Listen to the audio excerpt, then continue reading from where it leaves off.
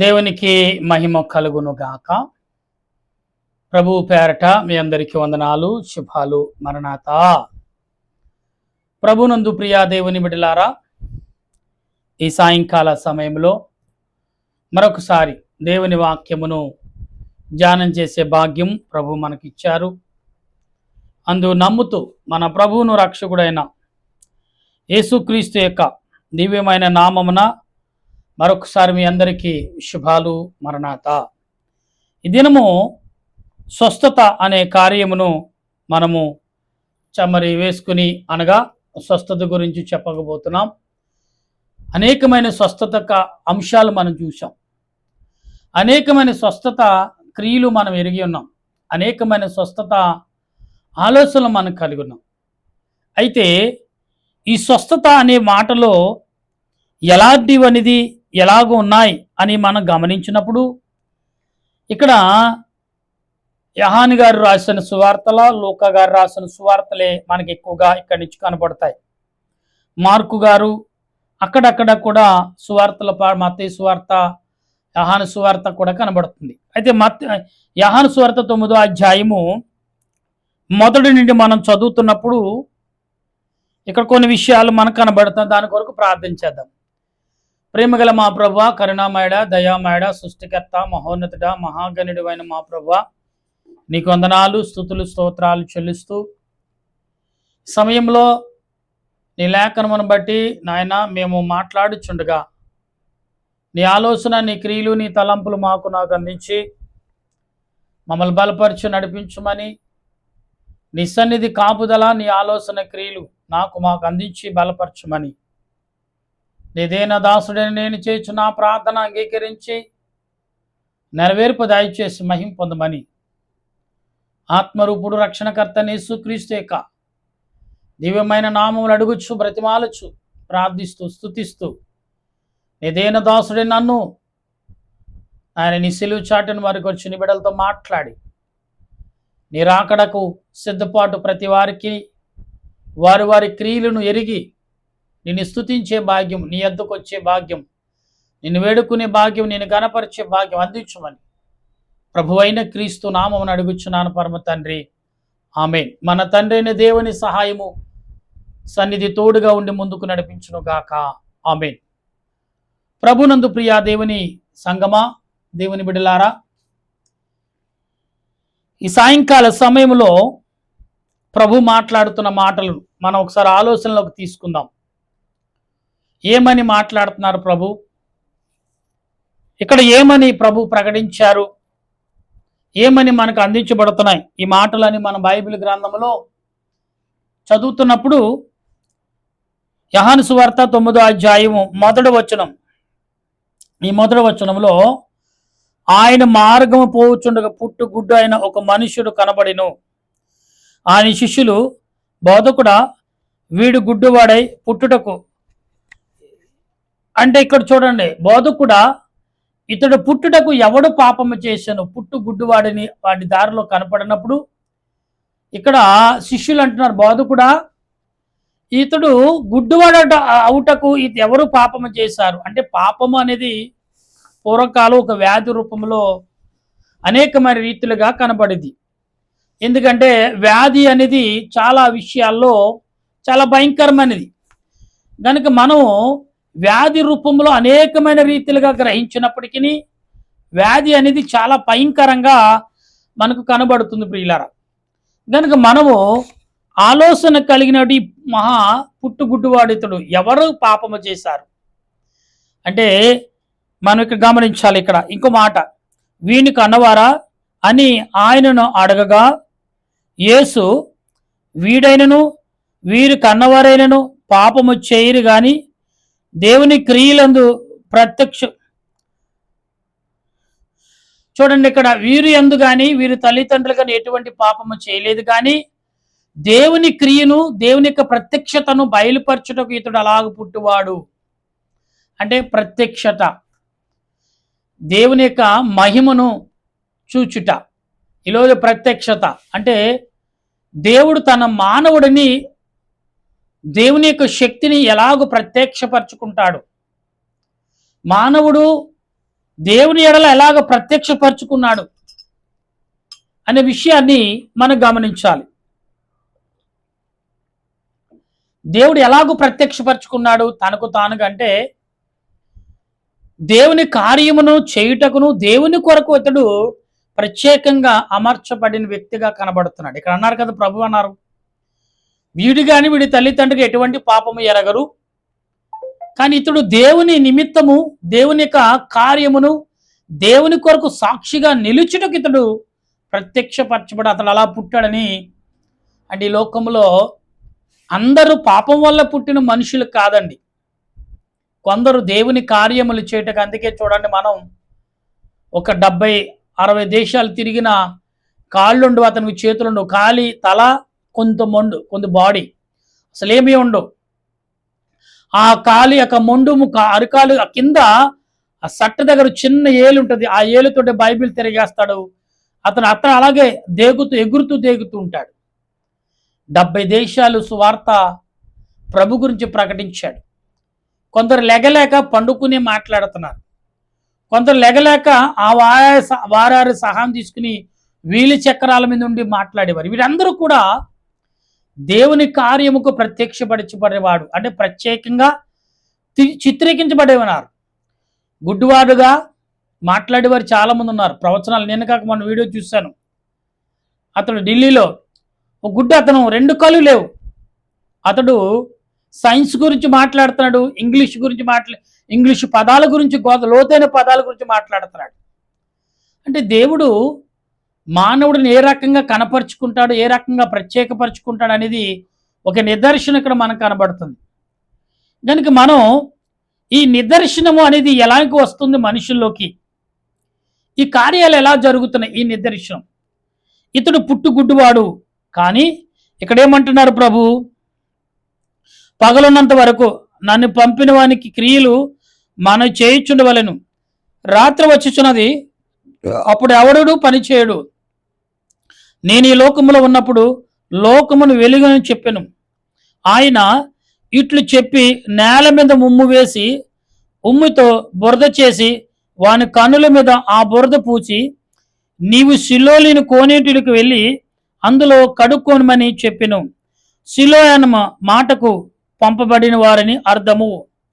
వాడు వెళ్ళి కడుక్కుని చూపు గలవాడి వచ్చును.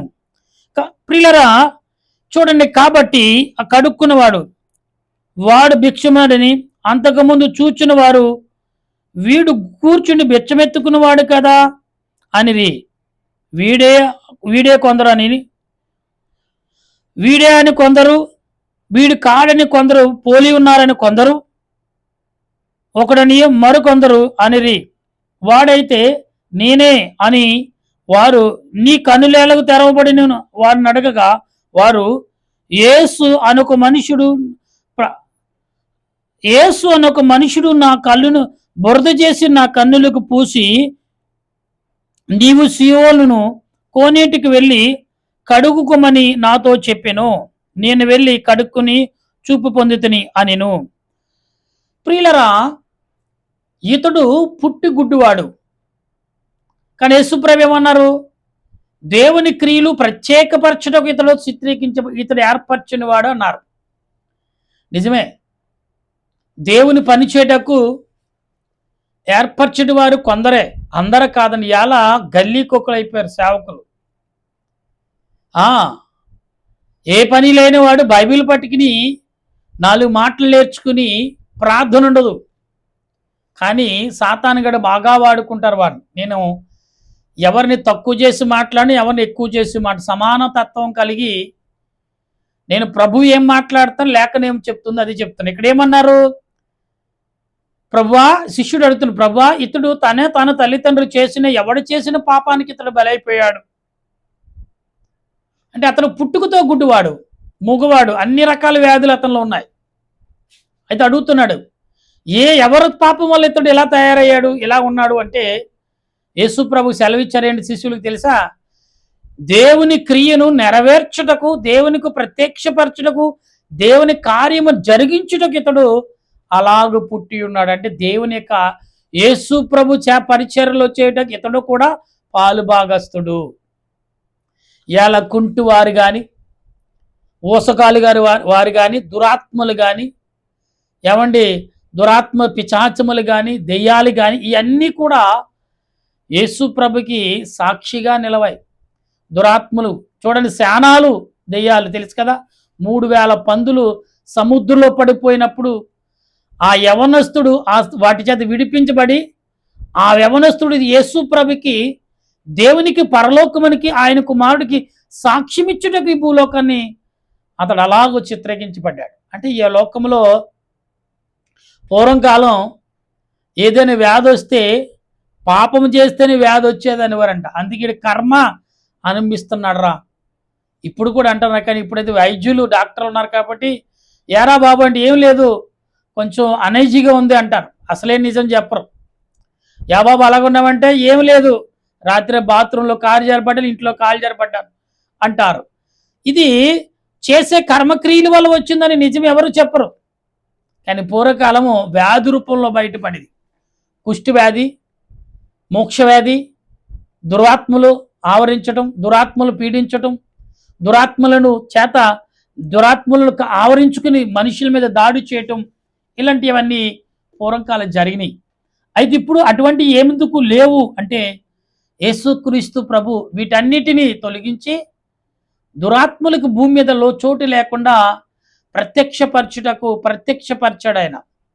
అంటే ఇప్పుడు దురాత్మలు లేకుండా చేసే పని ఎవరిదండి? ఇవాళ స్వస్థపడిన వారు, విడిపించబడిన వారు, ప్రత్యేకించబడిన వారు, ప్రత్యేకపరచబడిన వారు, వీరందరూ కూడా ఈ భూలోకంలో దురాత్మలు గద్దించే పనిని వీరికి అప్పగించాడు. అంతవరకు యేసుప్రభు వచ్చే వరకు దురాత్మలని ఆవరించుకున్నాయి. ఇప్పుడు మాత్రం దురాత్మలను పారదోలే అధికారం ఎవరికి ఇచ్చాడంటే యేసుప్రభు వారికి ఇచ్చాడు. ఎవరైతే దురాత్మ చే శోధించబడ్డారో, వదిగో శోధించిన వాడు ఆడు, ఇప్పుడు నీకు అధికారం ఇస్తున్నాను, ఇప్పుడు నువ్వు కక్ష తీర్చుకో, కానీ వాడికి ఏంటో నువ్వేంటో చూపించాడు. కక్ష తీర్చుకుని మనుషులు ఎక్కువైపోయారు. కానీ దేవుడు కక్ష తీర్చుకుని నీవంటే ఏంటో చూపించు, విలువలేంటో గణపరచు. విలువలు తెలియకోక, విలువంటే తెలియక ప్రవర్తించాడు అతను. ఆ విలువనేంటో చూపించని ఇక్కడ సెలవిస్తున్నారు ప్రభు. అయితే లూకాసు వార్తల్లో కూడా మనం చదువుతున్నప్పుడు 11వ అధ్యాయంలో 14 వచనం 15 వచనం మనం చదువుతున్నప్పుడు ఇక్కడ ప్రభు మాట్లాడుతున్న ఈ మాటలు మనం గమనిద్దాం. ఏం మాట్లాడుతున్నారని మనం గమనిస్తున్నారు కదా. ఇక్కడ చూడండి, ఒకప్పుడు ఆయన మోగదయ్యమును వెళ్ళగొట్టుచుండెను. ఇక్కడ ఏమో చూడండి, కొంచెం పని చదువుతున్నాను. దేవుడు ఎందుకు ఈ మాటలు మనకు అందిస్తున్నాడు? పరలోకమందున మీ తండ్రి తన అడిగేవారికి పరిశుద్ధాత్మ యందు ఎంతో నిశ్చయముగా అనుగ్రహించును. ఒకప్పుడు ఆయన మోగ దెయ్యమును వెళ్ళగొట్టుచుండెను. ఆ దెయ్యము వదిలిపోయిన తర్వాత మోగవాడి మాట్లాడిన గనుక జనసమూహములు ఆశ్చర్యపడిన. అయితే వారిలో కొందరు దెయ్యములు అధిపతి అయిన బయలుజేబు వలన దెయ్యములు వెళ్ళగొట్టుచున్నాడని చెప్పుకునిరి. ప్రియులారా, ఇక్కడ దెయ్యాలకు అధిపతి అని చెప్పుకున్నారు. కానీ ఇక్కడ దెయ్యాలు కూడా ఒప్పుకోవండి. ఎందుకంటే మాకు యజమానుడు ఆయన, మాకు యజమానుడు అంటే నిజంగానే అదే ఉంది అక్కడ. అంటే ఏమంటారు, ఆయన దురాత్మలకు అధిపతి ఇతడు, బయలు దేవతకు అధిపతి ఇతడు. నిజమే, దురాత్మలు గద్దించే అధికారి ఆయన, దురాత్మల ఆటలు కట్టే అధికారి ఆయన, దురాత్మల కోరలు పీకే అధికారి కలిగినాడు ఆయన, దురాత్మలకి క్రియలను లేకుండా చేసే అధికారి ఆయన, అధికారం కలిగిన వాడే. మరలా చదువుతున్నాను ఆ మాటని మీరు గమనించండి. ఇక్కడ ఎంతో నిశ్చయముగా అనుగ్రహించును. ఒకప్పుడు ఆయన మోగ దెయ్యమును వెళ్ళగొట్టుచుండెను. ఆ దెయ్యము వదిలిపోయిన తర్వాత మోగవాడు మాట్లాడిన గనుక జనసమూహములు ఆశ్చర్యపడిను. అయితే వారిలో కొందరు దెయ్యములకు అధిపతి బయలుజేబు వలన, ఇక్కడ ఏమన్నట్టు వీడు దెయ్యాలకు అధిపతిగా బయలుదేవతకు బయలు దేవతలకు అధిపతిగా ఉన్నాడు, వీడి దెయ్యాలను వెళ్ళగొడుతున్నాడు అంటున్నారు. నిజమే, యేసు ప్రభు దెయ్యాలకి అధిపతే. దురాత్మల ఆటలు చాకుండా కట్టివేసేవాడు ఆయనే, దురాత్మలను బంధించేవాడు ఆయనే. అందుకే ప్రత్యేకపరిచి ఇలా దురాత్మలు ప్రత్యేకపరచబడుతున్న దేవునిని గణపరుస్తున్నాయి. యేసు ప్రభుని వేడుకున్న ఏమని, అయ్యా మమ్మల్ని వెళ్ళగొట్టకు ఈ దేశం నుండి, ఈ పట్టణం నుండి అన్నప్పుడు ఊరకనే ఉండమన్నాడు ప్రభు. అంటే సాతాను యొక్క సాతారి క్రియలను వెళ్ళగొట్టడకు బద్ధించుటకు అధికారం కలిగి వచ్చిన వాడని దురాత్మలకు తెలుసు. కానీ అయ్యాడు వేడుకుంటున్నా, అయ్యా మమ్మల్ని వెళ్ళగొట్టకయ్యా, మమ్మల్ని కాపాడయ్యని వేడుకుంటున్నాయి. నా ప్రియమైన దేవుని బిడ్డలారా, ఈ సాయంకాల సమయంలో మీరు కానీ నేను కానీ మనమందరము కూడా ఆత్మ సంబంధులుగా ఉన్నామా లేదో ఒకసారి గమనించండి.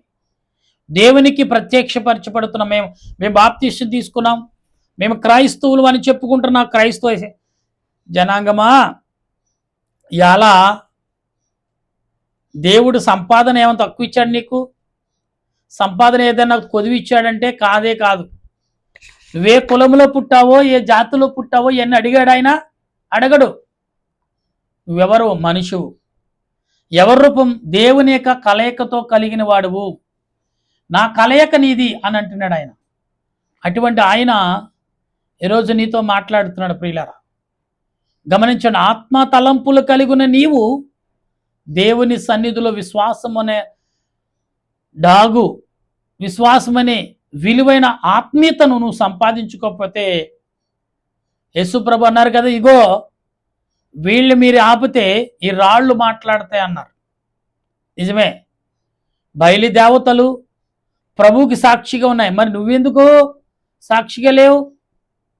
దెయ్యాలు సాక్షిగా ఉన్నాయి, నువ్వెందుకు సాక్షిగా లేవు? దెయ్యాలు యేసుప్రభు రూపాన్ని ధరించుకోలేదు, యేసుప్రభు శక్తిని కలిగి లేవు, యేసుప్రభుకి ఆలోచన కలిగి లేవు.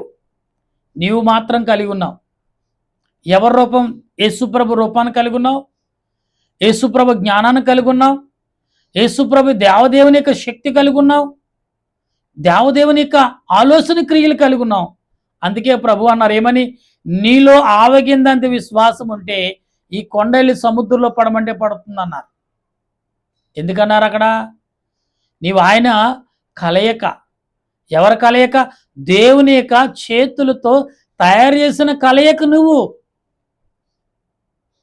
అటువంటి నీవు సాక్షిగా ఉండవలసింది. నీ బదులో, నీ స్థలములో ఎవరుంటున్నారు? దురాత్మలు ఉంటున్నాయి. నువ్వు పలుకుతున్న పలుకులు నిజమే, దురాత్మలకును దెయ్యాలకును ఇది నా అధిపతే. అధిపతి ఎలాగంటే, మీకు ఇక చోటు లేదు, వెళ్ళిపోండి.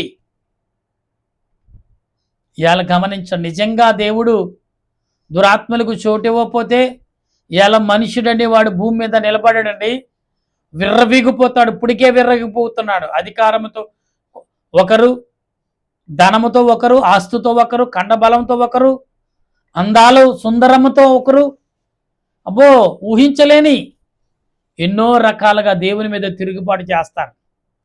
దురాత్మలు చేయట్లేదు. దురాత్మలు దేవునికి ప్రత్యక్షంగా సాక్షిగా నిల్చొని, నీలో ప్రత్యక్షత ఉన్నా కానీ దాన్ని బయటికి తీయవు, నీలో ఆలోచన ఉన్నా దాన్ని బయటికి తీయవు, నీలో ఆత్మీయత ఉన్న దాన్ని బయట పెట్టవు.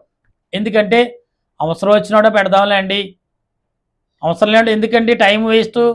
చాలామంది అంటూ ఉంటారు, ఎందుకండి శ్వాసను పాడు చేసుకోవటం, గొంతుకు అరిచేందుకు నీకు ఆరోగ్యాన్ని ఆయుష్ తగ్గించుకోవటం ఎందుకండి? అరిసే సమయం అరవు, మాట్లాడే సమయంలో మాట్లాడు, గద్దించే సమయంలో గద్దించు, అవసరం లేని సమయం, అవసరం రాని సమయంలో నేను ప్రభావం చూపిస్తా. దేవుడు నవ్వుతాడో, పిచ్చోడా ఎందుకరా ఇప్పుడు బాదుకుంటున్నావు అని అంటాడు దేవుడు ఎప్పుడో ఒక రోజు. నా ప్రియ దేవుని సంగమా, దేవుని బిడ్డలారా, ఈ సాయంకాల సమయంలో ఆత్మ తలంపులు కలిగి, ఆత్మ ఉద్దేశాలు కలిగి, ఆత్మ నడిపింపు కలిగి నీవు ఉన్నావా? ఉంటే ఎలాగున్నావు? ఏ రకంగా ఉన్నావు? ఏ రకమైన ఉద్దేశాలు కలిగి ఉన్నావు? ఒకసారి ఆలోచించి ప్రార్థించే కృపను పరిశుద్ధాత్మ దేవుడు నీకు నాకును ప్రత్యక్షపరుచుకునే అవకాశం మరొకసారి ప్రభు 2026లో 5వ నెలలో మరి ఈ రోజున మనం ఇలాగున 4వ తారీఖున ప్రార్థన చేయటకు భాగ్యం ప్రభు ఇచ్చారు. అటువంటి ఆదరణ దేవదేవుడు మనందరికి అందించును గాక. ఆమెన్. ప్రార్థన చేసుకుందాం. ప్రేమగల మా తండ్రి, నీ కొందనాలు స్తోత్రాలు చెల్లిస్తూ నీ సమయంలో ప్రార్థిస్తుండగా నీ సన్నిధి కాపుదల, నీ ఆలోచనను, నీ ఆత్మ నడిపింపు మాకు అందించి బలపరిచి వర్ధిల్లు చేసి నీ ఆలోచన క్రియల చేత, నీ తలంపుల చేత మమ్మల్ని ఆదరించి ఆయుత్తపరిచి నీ సన్నిధి కాపుదల, నీ ఆలోచన క్రియలు దయచేసి బలపరిచి మహిం పొందమని ప్రభువును రక్షకుడైన యేసుక్రీస్తు యొక్క దివ్యమైన నామములు అడిగి బ్రతిమాలి ప్రార్థన చేయుచున్నాను పరమ తండ్రి. దేవా, నా దేశాన్ని, దేశ ప్రజలను, ప్రపంచ ప్రజలను, 5 రాష్ట్రాల ఎన్నికలు జరిగినాయి ప్రభా. ఎవరిని రాజులుగా చేశావో, ఎవరిని అధికారులుగా నిలబెట్టావో మేము చూస్తున్నాం దేవా. వారు అనుకుంటే జరిగింది కాదు, ప్రజలు అనుకుంటే జరిగింది కాదు. నువ్వు అనుకుంటే ప్రజలు ఓటు రూపంలో నాయన గుద్ది ఓటును రాజకీయ నాయకుడిగా చిత్రీకరించారు. కాబట్టి నాయన వారు ఇప్పటికైనా మరి కడవరి దినాల్లో ఇప్పటికైనా ధర్మమును, నీతిని, జాతిని కనపరిచి అనేకులకు సాక్షులుగా నిలవటకు నీ సహాయం దయచేసి సమస్త వారును, సమస్త వాటిను దీవించి ఆశీర్వదించే జీవునే మానవుడిని దేవుడు దీవించలేదని నేరము నీ మీద రాకుండా నీ ఆత్మ నడిపింపు, సన్నిధి కాపుదల దయచేసి మహిం పొందమని మా రక్షకుడైన యేసుక్రీస్తు యొక్క దివ్యమైన నామమును అడిగి ప్రార్థన చేయుచున్నాను పరమ తండ్రి. ఆమెన్. పరలోకమా పరమ తండ్రి, నీ నామను పరిశుద్ధపరచునుగాక, నీ రాజ్యం వచ్చునుగాక, నీ చిత్తం పరలోకమందు నెరవేరినట్లు భూమి మీద నెరవేరునుగాక. మహోన్నతుడైన మాకు దయచేసి మా ప్రార్థన చేసిన వారిని క్షమించిన ప్రకారం మా ప్రార్థనకు చెబుతూ మమ్మల్ని శోధనకి తప్పించము. రాజ్యము, శక్తి, మహిమ నిరంతర నీవు నావు తండ్రి. ఆమెన్. యేసురత్నమే జయం, అపాదిగలం ప్రవేశరత్నమే జయం, అపాదిగలం ప్రభు సంపూర్ణ విజయం, అపాదిగంతక నాశనం. హల్లెలూయా, హల్లెలూయా. స్తోత్రం, స్తోత్రం. Amen, amen. మన తండ్రి అయిన దేవుని ప్రేమ, త్రియేక దేవుని కృప, పరిశుద్ధాత్మిక అన్యోక జీవితం ఇప్పుడు ఎల్లప్పుడు సదా తోడుగా ఉండే రాకడకు సిద్ధపరచునుగాక. Amen, amen, amen. మీ అందరికి వందనాలు. మరణాతా.